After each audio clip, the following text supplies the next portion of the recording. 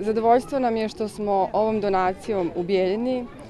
koja je naš poklon najmlađima Bijeljine, bili u mogućnosti da se zahvalimo i našim klijentima na dugogodišnjoj lojalnosti.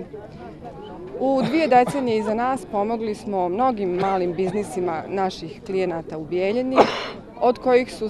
kojih su neki izrasli u veoma uspješne kompanije i to je nešto na što smo posebno ponosni. Oni su u okviru proslave 20 godina postojanja donijeli odluku da napravi nekoliko igrališta.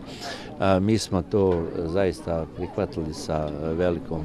velikim zadovoljstvom i odredili smo ovaj park koji je park prijateljstva sa Lagenhagenom, gdje je naselje koje ima puno, na našu sreću, puno djece i mlade i ovo će sigurno biti, evo, kao što vidite i danas kako je masovno posjećeno, biti sigurno dobar pogodak i dobro uložena sredstva i od strane Mikrofina koji je uložio 15.000 svojih sredstava, zato što jednostavno ima puno djece.